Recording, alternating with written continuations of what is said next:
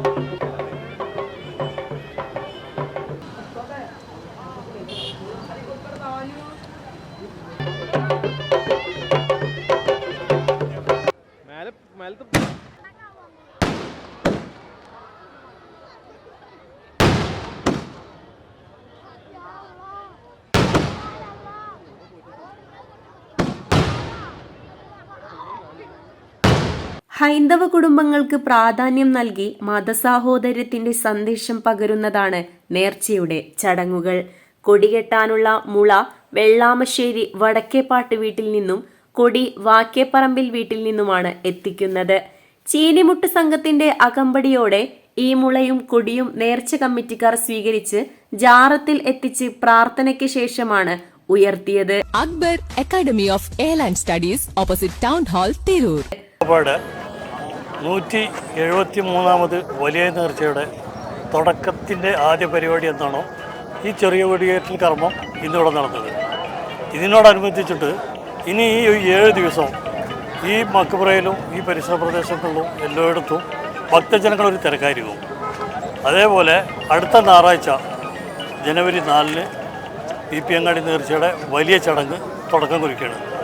4, 5, 6 എന്നീ തീയതികളിൽ മത്സ്യ മാർക്കറ്റിൽ നിന്ന് കഞ്ഞിക്കാരെ വരവിൽ തുടങ്ങി 3ാം നേർച്ചയ്ക്ക് ലാസ്റ്റ് ചാപ്പക്കാരിൽ അവസാനിക്കുന്ന ഒരു പരിപാടിയാണ് നമ്മൾ സാധാരണ എല്ലാ കൊല്ലം നടത്തുന്ന പോലത്തുള്ള പരിപാടി തന്നെയാണ് ഈ പ്രാവശ്യം നമ്മൾ ആസൂത്രണം ചെയ്തിട്ടുള്ളത്. വരവ് ഇപ്പോൾ നമുക്ക് പ്രതീക്ഷിക്കുന്നത് ഒരു 35-40 ഉള്ളിലേ വരുള്ളൂ.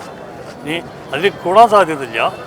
കാരണം ഇപ്രാവശ്യം എന്ന് പറഞ്ഞാൽ എല്ലായിടത്തും ഈ ഇലക്ഷൻ പരിപാടി നടന്നുകൊണ്ട് എല്ലാ ടീമും അയിമക്കാണ് ഇപ്പോൾ നിൽക്കുന്നത്.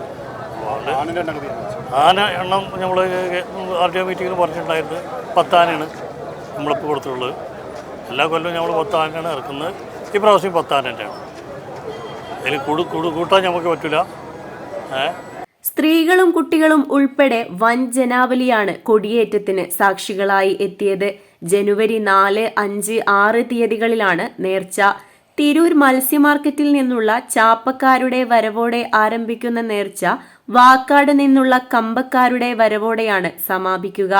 തിരൂർ പോലീസ് സ്റ്റേഷനിൽ നിന്നാണ് നേർച്ചയുടെ ആദ്യ ദിവസം കൊടിവരവ് ആരംഭിക്കുക.